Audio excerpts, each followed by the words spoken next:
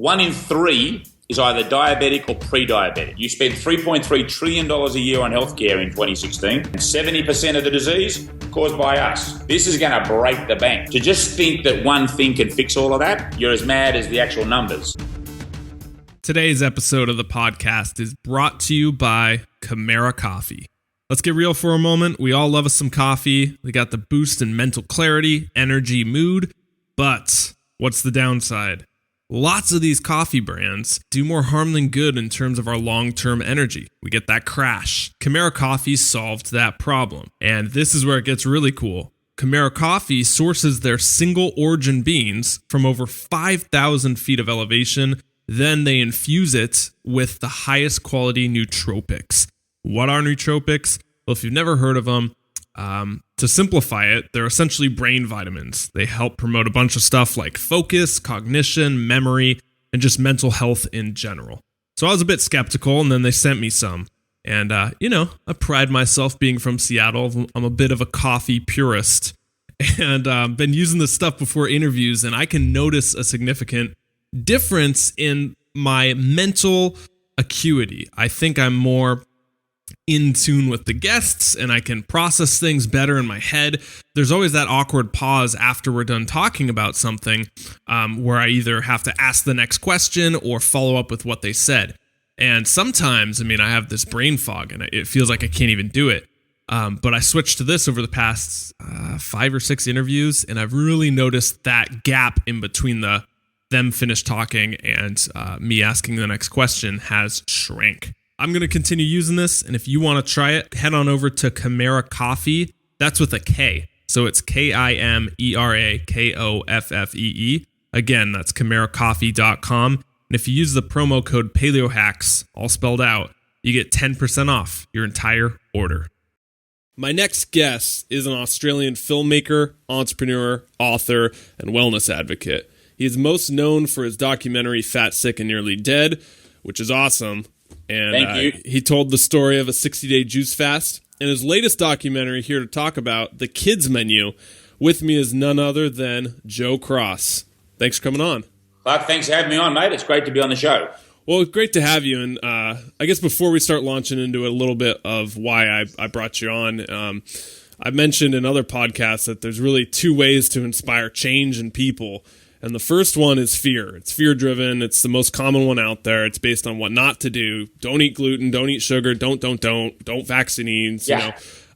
And that's really negative. But the second one is to inspire hope and change. Is to empower people and tell them what to do and get them to do the change. And I really see your work falling into that second category, man. So, well, I appreciate it, Clark. Thanks, mate. Yeah, look, I agree with you. I think that I talk about this a lot when I'm on the road, is that very few people like being told what to do, but lots of people like telling others what to do.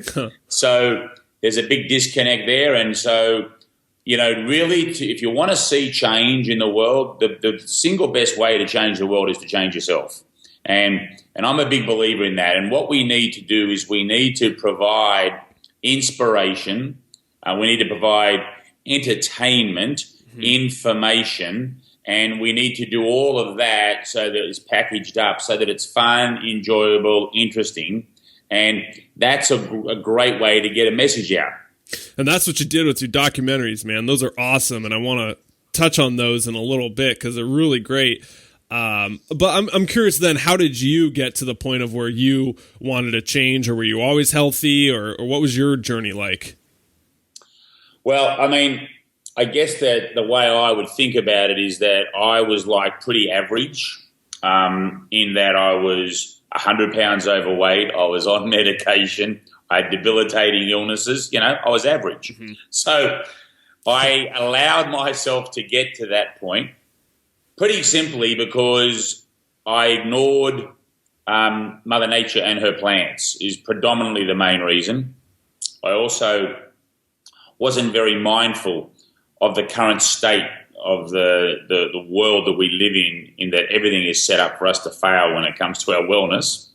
Whether it's the automobile, the elevator, the escalator, the moving sidewalks, the the apps on the phones that you can press and get 10,000 calories sent over with a funny man in a coloured suit at your door with a box.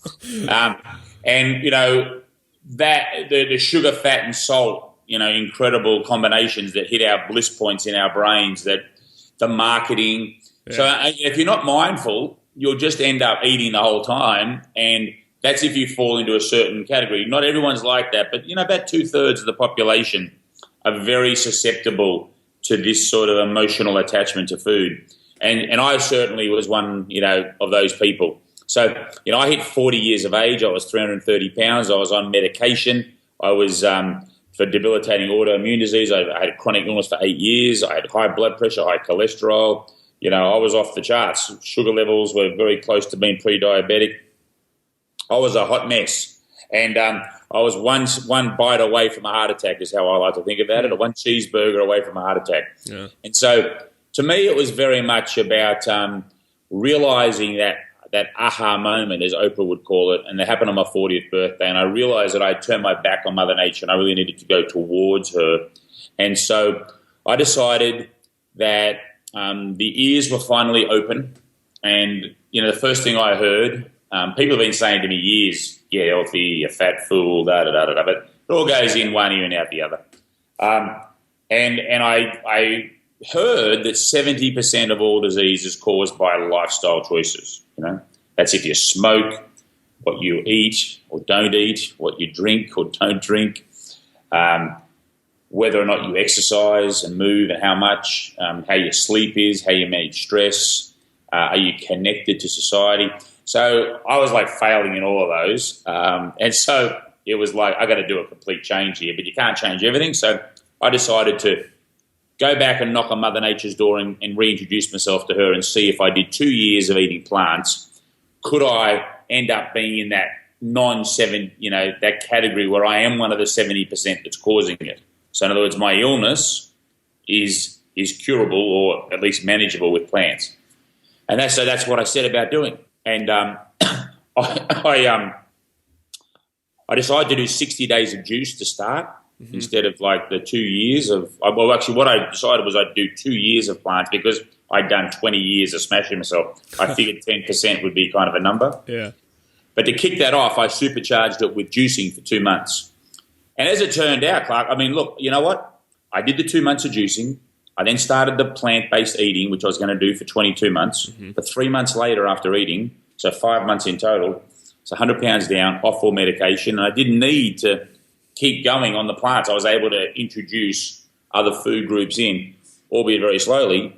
And that was like 9 years ago. And I haven't been on meds, or that illness hasn't come back. And, you know, it's been fabulous ever since. Wow. Really amazing. And then you put that in the Fat, Sick, Nearly Dead documentary. And yeah, well, I put a camera on myself for that change, which is kind of lucky. Yeah. Oh, okay. I remember watching I'd never been a filmmaker. A buddy of mine said you should film this because you're the least likely person to drink juice for 60 days. And so I went, okay. Did it on a dare. I like it. I remember watching that movie and doing a juice fast myself after. It's really convincing. Yeah, a lot of people did that. You're not Robinson Crusoe. Yeah. Yeah. So what's the process then? You know, you filmed it, you showed people, and then you had success, not just with yourself, but with the film altogether. What's that process been like? You're kind of launched in the film. It took 3 years to get out, like from 2008 to 2011. And when it hit on Netflix and went viral pretty quickly, that was amazing. I mean, you know, it changed my life. And so I've been sort of trying to catch up. Took me about 3 years to catch up to the audience, and then now I feel like I'm at least a little bit out in front, trying to be anyway. Yeah. And, you know, we've made 3 movies. We did the first one, which is Fat, Sick and Nearly Dead. We then did a follow-up to, we called it Fat, Sick and Nearly Dead 2, because it really was the impact that movie had on so many people and following those stories. And then our latest film is all about kids and childhood, you know, obesity and how to combat that. So I've been on a storytelling road. I've also got a business called rebootwithjoe.com, which is doing coaching and classes, and it has we have protein powder for juices. We sell machines. I've got a Joe Cross juicer out now in the market, which is just about to launch. So, you know, I've sort of built around the brand of Joe Cross and Reboot, I've built a business that, it's very small, but we're trying. Yeah. So the new movie then, the kids movie, when you get someone who's coming up to you, let's just say CNN, and you get 20 seconds to pitch it before they cut you off, what do you say? How do you pitch the kids movie? So it's called the kids menu. Kids menu, sorry. That's all right. So if I had 20 seconds, I'd simply say, listen, there's an enormous amount of people out there that know we have a childhood obesity problem, and making a movie pointing out all the problems, that's easy. What we wanted to do was to focus on incredible groups at a grassroots level that are focusing on the solutions. This movie is to start a conversation between kids, parents, teachers, school administrators, and community leaders. This is a film that we hope will inspire, educate, and above all, entertain the masses. Beautiful. Love it. So I was looking through it, and it was great. It was all about, again, empowering kids, empowering people to make changes. And, there's even people in there who felt like they were being played by the industrial complex of the food, and then they started educating themselves and they felt empowered. That's kind of the theme of the movie, so to speak. Right? Yeah. I think that what we wanted to do was very important not to be preachy, okay? We've already discussed this. Telling people what to do doesn't work. Let's show people what some people are doing, and let's see if that resonates and can move something within so they can go, whether they're a kid or an adult or a teacher or an administrator, you know what? If they can do it, we can do it. And so that was the premise. Now, we sort of looked at what are the main hurdles, what are the main problems out there that are causing this problem. And we sort of settled on three main areas, not in any order, but just three. And the first one we agreed on was access.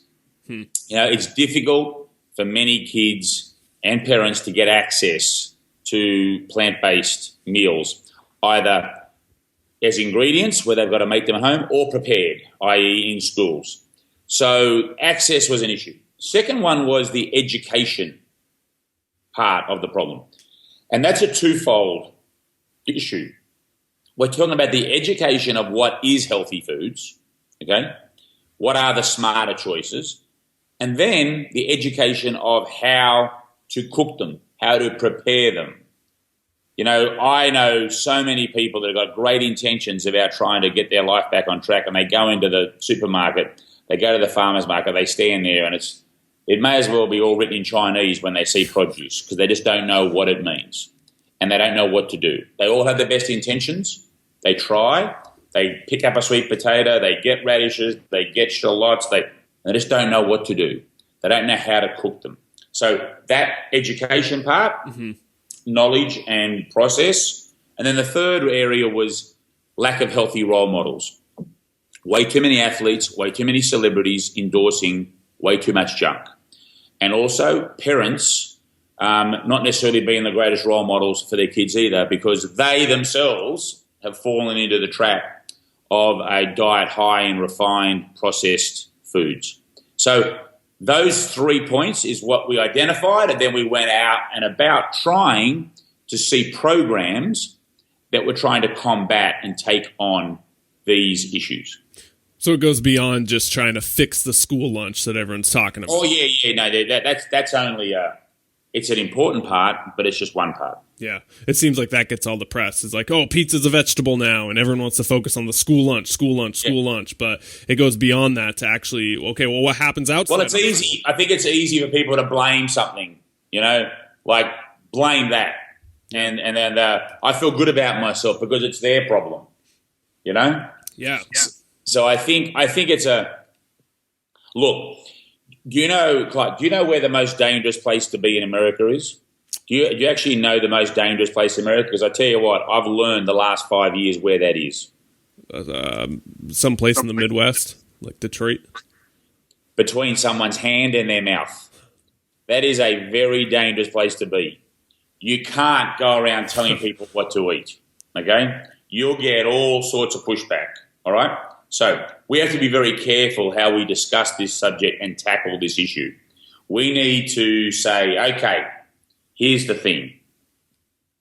if you take the average person and what they're eating, just 1 in 17 calories has what we call micronutrient density of richness in it. 16 of those calories have got macronutrients like protein, carbohydrate, and fat, all important. But this ratio of 16 and 1, that's an imbalance. That's the main reason we have such a high level of epidemic of disease in the Western world today, USA, UK, Australia, etc. So what we need to do is we need to start a conversation about how do we move the dial from 1 out of 17 to maybe 4 or 5 or 6, still allowing people to have their pizza, have their burger, have their hot dog at the ball game. These things are still important, and we don't want to start trying to get in the road of that hand and mouth when we talk about that. What we're now talking about is not restricting, we're talking about adding more produce into the conversation. Sorry, what was the 1 in 17 thing again? That was the macro calorie? So if you do the percentages of calories that are consumed by Americans, 60% of calories come from the bucket, which is processed food. A third, or 33%, come from animal product, and just 7% come from fruits, vegetables, nuts, beans, seeds, whole grains. Now, if you take French fries, because they're in there because they're a potato, right? French fries are like 2%. I was being kind and leaving them in. If you take French fries out, you got 5%, which means 1 in 20 calories, right? Okay. It's got micronutrient density. Okay, so that 1 in 17 is with the French fries in, because I'm just doing the basic plant food consumption. Okay. I like that. So you're empowering these kids. The most dangerous place to be is between their hand and their mouth. No, it's not. No, it's the most dangerous place for people like you and I to go between someone's hand and their mouth and tell them what to do. Well, it's kind of ironic now, and the dinner conversations you're not allowed to talk about are religion, politics, and now even the food you're eating. Right? You can't talk about crazy, that. Isn't it? It's crazy, isn't it? Yeah. So isn't sex also one of those ones you're not allowed to do at that subject? Is it that they add that in? Sex, Might as well add that one on the list. Yeah, absolutely. Yeah. So how do you go then about, I guess, changing the school system that's got a lot of things backed behind it, or the kids' menu? How do you go about it? What's your approach? I mean, you mentioned access, role models, education. They're the hurdles. Okay, so I don't think there's one simple answer like a magic bullet, but I think there is a number of things we can do that can certainly shift this problem, because this is a massive problem. I mean, we don't need to spend too much time on it, but let's just focus in on, say, one epidemic of disease, which is diabetes. 23 million Americans, 90 million pre-diabetic. That's like 1 in 3 is either diabetic or pre-diabetic. That's a massive problem. You spend $3.3 trillion a year on healthcare in 2016. That's the number. It's like 17% of GDP. This is going to break the bank, this healthcare problem in the country here, people being sick, and 70% of the disease caused by us. So that is a backdrop. Yeah. That's the insanity we're dealing with here. So to just think that one thing can fix all of that, you're as mad as the actual numbers. So what we've got to do is we've got to look at it as a holistic and we've got to look at it as a big approach.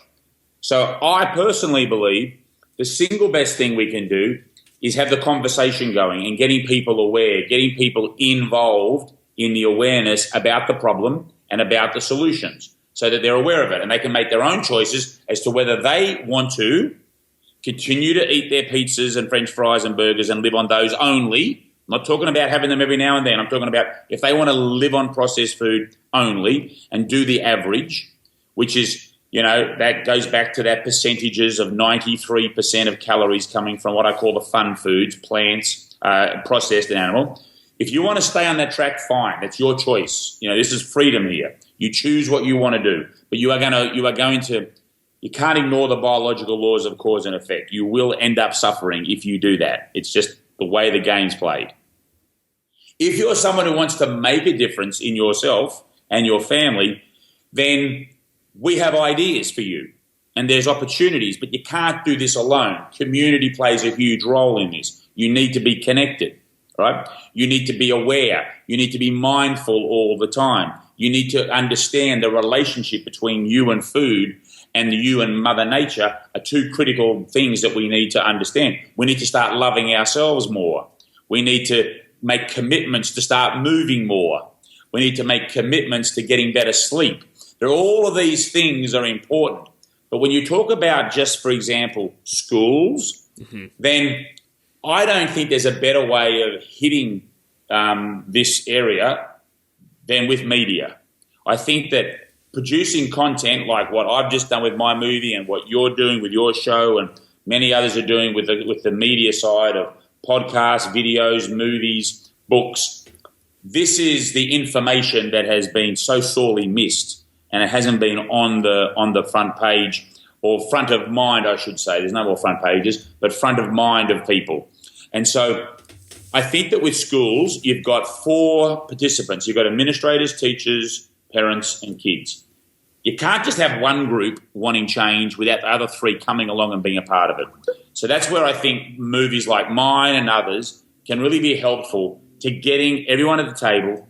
Wow, if that school in San Diego at Ocean Knoll can do that, and if these guys at Food Corps are coming in and teaching kids about plants, and look what's happening when those kids get a garden and they create a nutrition class and the parents get involved. If they can do it there in Chicago, they can do it in Spokane, Washington, they can do it in Brooklyn, they can do it in San Diego. Why can't we do it here in Mississippi? Why can't we do it here in Miami? That's how I think you get the schools moving.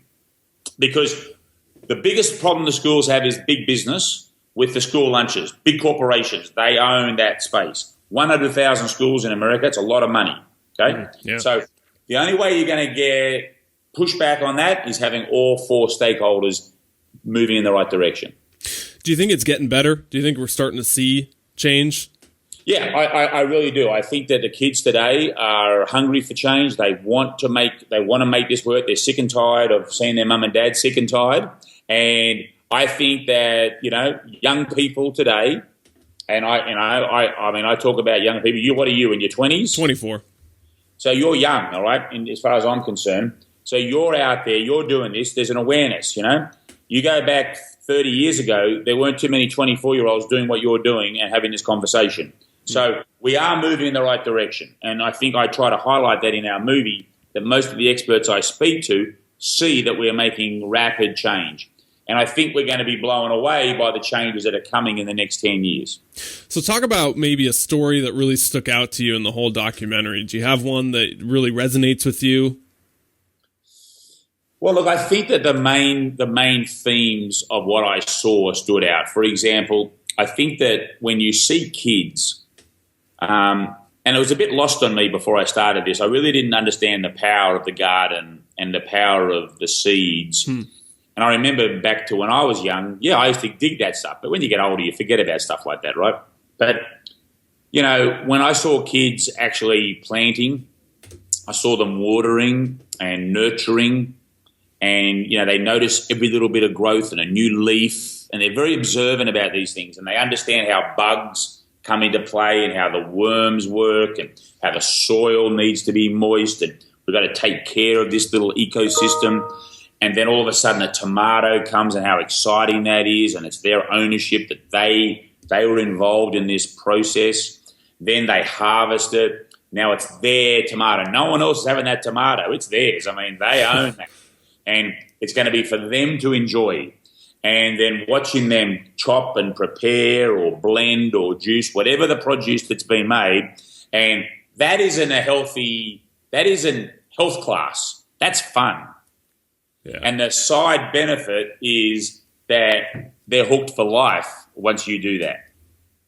Yeah, I can resonate with that even in high school. I remember I had a teacher, India Carlson, who was like the best teacher I ever had, and it was a botany class. And we had luckily we had a budget at our high school. It was the one thing we did right, where it was this giant greenhouse, and the whole class was just planting, organic gardening, using worms, and connecting with it. Okay, what happens when you put the plant with coffee? Okay, what happens with water? And just learning. And there's some lessons that really stuck with me, and I took into my more adult years and still continue to learn about health. But seeing that initial spark of getting involved and taking that step and getting hands-on, I mean, I can resonate with that just from high school. It's important. Absolutely. But, the fact that I saw so many of these kids really involved and really getting into it, I mean, it was awesome. So, I'm super excited about what this movie's going to do, because already, I mean, I've been on a 13-city tour, and this movie's now on iTunes, and people can watch it there, and it's going to be on Netflix later in the year. But already the conversation starting with kids and their parents, from the kids that came along and watched this movie, it's awesome. Great to see. I like the fact that you have the outlook that it's getting better, because I remember, 5-6 years ago when Jamie Oliver did his TED Talk that kind of really shook things up, where he's taking the wheelbarrow full of sugar and this is how much sugar you're eating, and he dumps it out on the TED stage and everyone's floored by it. Sure. Look, there is, we still have no one's saying there's not a problem, but I think what's happening is since then to now, there is a huge groundswell from a grassroots level, maybe not so much from a government level, to actually tackle the problem. So how can parents, let's just talk to them real quick. There's a lot of them watching this show, listening to this show. They have young kids. How can they really get involved? What's the best thing they can do with their kids? So first thing is, I sort of think that parents have a responsibility to their children. They're not responsible for them. And I think that might be a subtle word, but it's a philosophical way of approach, in that, your kids are just little humans and they've got to make their own minds up. They've got to make their own choices up. But the best way to mold those minds and those habits is by what you do as a parent. And the rules, the habits that are in your own household. So it starts really, in the pantry, in the fridge, in the kitchen. It starts there. It starts with the habits of mum and dad.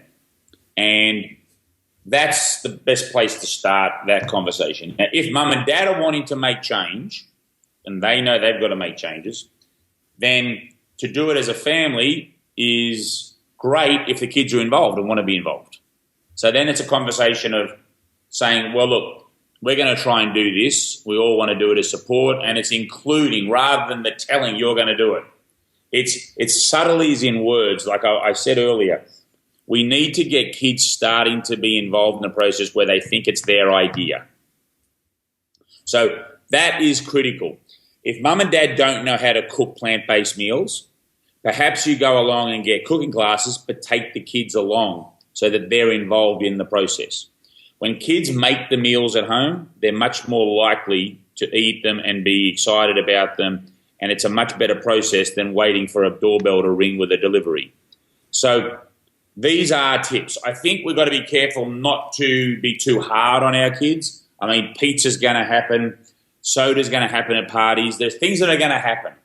And what we need to do is trust them that at home, where most of the time they're spending, we've got some great habits. We've got some great implementations in place, like habits and the right sort of nutrition lying around, the healthy snacks. And when they go out, and they're going to make a choice then. And if you've been living mostly on healthy food, you kind of know when you eat some of that other junk that you don't feel too good. And they'll work that out themselves rather than being told. It's the old story, If we go to the park and say to all the kids, now don't touch that bush over there. See that one over there? Don't touch that bush. Yeah. What are they going to do? Touch the bush, yeah. It's their kids. Grab onto it. This is the thing. Also, what I found in talking to some psychologists and Professor Brian Wansink up at Ithaca at Cornell University, there's been great results made in studies, or great results from studies, when you place two things in front of a kid. You put like a cheese, cheese slice or a piece of pizza, and you put a healthy salad, like one that looks good. And you say, all right, little Johnny, what would Batman eat? Right? So you take the conversation, not what you should eat, but what would one of your heroes eat? And they found an increase where the majority of kids who said, oh, Batman would have the salad, when they had the choice of what they wanted to eat next, they chose the salad. More than half. So these are little tips that I think that parents, but, I think they're going to have to see the whole movie, Clark, because I packed a lot of information in. I'm only just giving a few little nuggets. Yeah. So going off those nuggets, those are really awesome and mind-blowing. Was there anything that you learned throughout this whole process that really... I learned everything. I'm constantly learning. So, Joe, what was some of the biggest insights you got out of this movie? Well, I go back to the kids being involved and how connected that was. The insights that doctors are now prescribing fruits and vegetables instead of medications under a program here in Harlem at the Harlem Hospital. Wow. Brought on by Michelle Nishan, who's done a fabulous job. Kids like what's happening at Ocean Knoll School over in San Diego that I featured in the movie. How these kids are doing yoga, they're doing nutrition classes, they've got gardening, they've got cooking classes. I mean, this is all happening. After school activities, this is all part of a wellness program that's integrated into curriculum. So they're just some of the things. Windy City in Chicago, south side of Chicago, one of the poorest neighborhoods there. There's incredible work being done over there. Eliza, who is heading up the Windy City Harvest, they get 60 kids who, are coming from very tough backgrounds, and they're working through a harvest program there for, I think it's 9 weeks, 12 weeks, and they're working 20 hours a week. And I tell you what, these kids coming in, they don't even want to touch a collard green. When they're leaving, they get the whole family eating vegetables, and that's changing their lives. So these things and seeing this happen, it's pretty extraordinary. Yeah, I saw the one guy who was saying he is an OG, an organic gardener. Well, that's DJ Cavum out there in Denver. I mean, he's a rapper and an MC, and he holds lots of classes in his mother's grow house, and he's making incredible impact over there. And I met DJ with his family, and you should see his four kids. You've never seen a healthier set of kids in your life. Wow. So there's probably a question that you get a lot when people see this movie and they say, this is great, we're making changes in schools, but schools are so underfunded and there's a lot of budget cuts. They're cutting PE. Now they get 30 minutes every other day or something like that. How do you go about incentivizing the schools? Okay. First of all, the movie is not only about schools. It's a part of it. So the point I was saying earlier is there's lots of other places outside the school, your own house, the community, you can do, right? But if we're talking about schools, there is a certain amount of money going on lunch. It's already there. The money's already going. Mm-hmm. It's going on processed junk. It's how do you shift that money into other programs where it's coming to more plant-based meals? And how do you make that change? So it's not so much of absolutely going in and completely changing everything. A lot of it can be redirecting funds that are already being put to use somewhere. Now, admittedly, some of these plant-based meals may cost more. However, with the community involved and then using school facilities to grow produce, which is what's happening, and then selling that produce out into the community, they're funding what's going on. So they're becoming self-funding. I like that. Okay.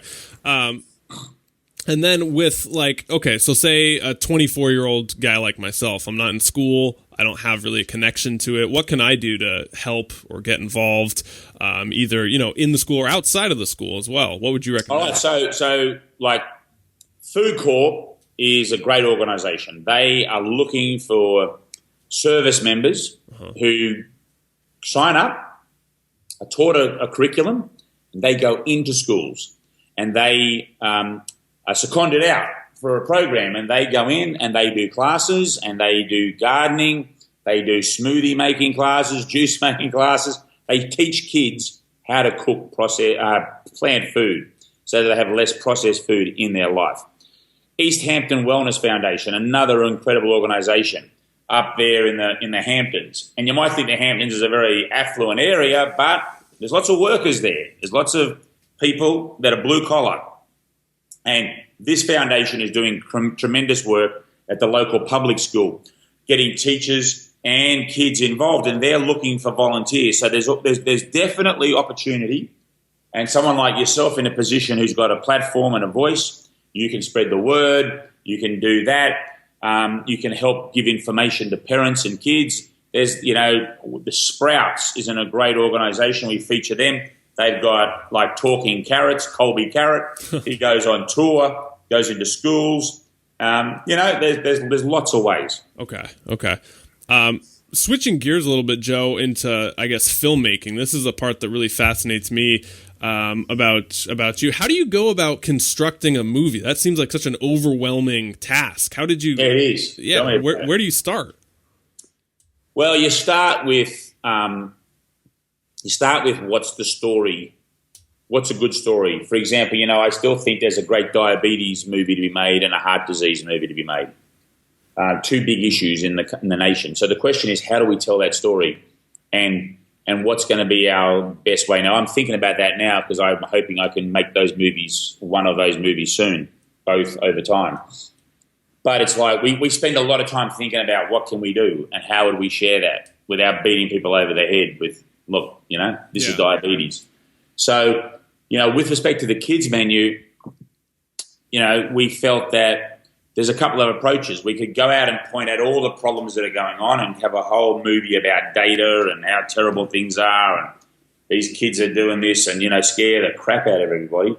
But we thought, what movies ever shone a light on all these incredible people that are doing amazing things? Let's get some inspiration in. So once you start going out and firing half a dozen of those and filming them, you bring that footage in, you start to see what's working, what's not. You start to see, we've got a bit of a thread here about kids making their own food, so maybe we should drill down a bit on that. Let's find an expert who can talk to that. And so slowly, it takes time, takes about 18 months, and it's a lot of work full-time for like half a dozen people, and it's quite expensive. But you start to morph your 110 hours of shooting content into 85 minutes. Yeah. And that's how it sort of comes together. So lots of editing, man. Do you do the editing, or are you with the team? Oh no, I can't touch a keyboard when it comes to editing, but I'm very involved in the rough cuts. Once they put we call it strings. They put strings together, which is scenes. So I'll look at scenes. And then we'll rate scenes. So we might end up with, 20 scenes, of which only 8 make it into the movie. So I'm involved in, no, that's not good. Or we're saying the same thing here and the same thing here. So which one's better? Because one of the big problems with movies when they haven't really, there's a lot of repetition in movies, and repetition is boring and people switch off when it's repetitive. Yeah. So you've got to be very careful that the message that's coming through to the audience isn't repetitive. But otherwise it's like boring. Yeah. So I've got some great people who work for me who are seasoned professionals. So I've learned a lot from them. Yeah. I love the fact that you focus on stories. I think that's really important. I was reading a book, Talk Like TED, and it analyzes all the TED Talks, which are arguably some of the best speakers of all time. And they're looking at what they speak, and they say, okay, let's break it down. What percentage is facts and numbers? What percentage is credibility? What percentage is stories and, the ethos, logos, and pathos? And they found that about 10% was credibility, about 30% was logic, but that 60% chunk, what really made the best talks the best viral, were the stories behind it. Yeah, storytelling without question is the storytelling. We've been doing it ever since we had ears and a tongue, right? Like forever. Yeah. And whether it's around a campfire, flicking light by a campfire, or flicking light on a screen in a cinema, or what we're doing now, there is a skill to telling a story, and some people have it and some people don't, and it's not a good or a bad thing. It's just a blessed thing if you can. And when you can get some people together who know how to tell a story, grouping together, and that's when the best films come out, because everyone's working in the right direction and you get the subtleties and strengths and weaknesses all coming together so that the strengths shine. a couple more questions for you, Joe. Before we let you go, I ask all the guests these, so these are some of the favorites. Sure. The first one is, over the past year, looking at it, what's been the biggest lesson you learned? Biggest lesson I've learned? Well, wow, biggest one. I think that, I'm still amazed at how much the knowledge that we have is actually within, and that what we're looking for is people to help bring it out. In that we have, it's an old saying that I like, which is, you don't learn anything new, you just remember what you've forgotten. And I'm a big believer that inside our hearts, our spirit, our mind, we have this abundance of knowledge when it comes to what's right, what's wrong, what's the way forward, which way shouldn't we go. And I think that what I've learned a lot is that you've got to trust that internal voice a lot more than perhaps the outside voices, and that what you've got to do is use the outside voices to help allow the inner voice to come out. So I think I've learned that. Probably the close second would be that the more honest you are, the more humble you are, the more respectful you are, the further you go. Phenomenal lessons. Love that first one, especially. Learning is remembering. The next question then is, what are some of your favorite resources or books? Like, where do you get your information from? Yeah, so I'm not much of a reader. I read a lot online. I don't read books. I notice you've got a whole lot around you. I don't read them. It makes me look smart. Yeah, okay. I enjoy writing my books, believe it or not. I enjoy that process. That's a fun process of writing my books. But, if I talk about inspiration or where do I get it from, I speak to lots of smart people, so I really enjoy those conversations, and I do ask a lot of questions, and I'm not afraid to ask, and I think that's something we've all got to do more of, is not be afraid to ask a question. There was an old saying which I don't agree with, which is it's better to sit there and let people think you're an idiot than open your mouth and prove it. See, I disagree with that. I think you've got to open your mouth and you've got to have a go. So I'm always the one asking stupid questions, but I learn a lot that way. So I learn via talking, I learn via listening, I learn via watching, and, I'm a big fan of film. I think storytelling on film and documentaries is a great way to learn. I actually, when I'm working, I have cable news running in the background quite a lot, and I switch it over from the far right to the far left to the centre, and I like to get a lot of information that way. Not so much information that what they're saying, but the way they say it and what they're trying to get across. And I learn that way because I think that's quite interesting and important. So yeah, I think that I sort of I'm probably not someone specific. I guess the people who inspire me the most are everyday folks, people you would never know, people who have got 3 or 4 kids that are holding down 2 jobs, that are still being able to get a plant-based meal on the table every night and every school every morning. And I think these people, they blow me away, and I'm much more inspired by more regular people than I am by wealthy and famous people. Yeah. Joe Cross, thanks so much for coming on, man. This is phenomenal. The kidsmenumovie.com is the best place to find it? Yeah, and also I'm at rebootwithjoe.com, and I'm on Instagram at Joe the Juicer, and Twitter the same, at Joe the Juicer. And, the movie's on iTunes. It was from April 1, and it'll be on Netflix later in the year, and we're super excited about it. So we've got a school package that's also available. If you want to get into your school, you can buy that off the website and get that in and share it. And we just hope this movie really starts a conversation that can make America, Australia, the UK, the Western world a better place. Phenomenal, man. I love what you're doing with shining the light on what to do and not trying to just add to the fire with all the negativity and finger pointing out there. So it's important stuff. Thanks, Clark. Yeah, I really appreciate it, man. You keep doing what you're doing, mate, and we'll all be doing our best. Awesome. Till next time, Joe. Juice on. We are done. That is a wrap. Hope you guys' Aprils are off to a good start. Everyone's up and moving. paleohacks.com. Head on over there for blogs, articles, recipes, and our archives, where you can listen to every single episode we've ever done over the last 3 years for free.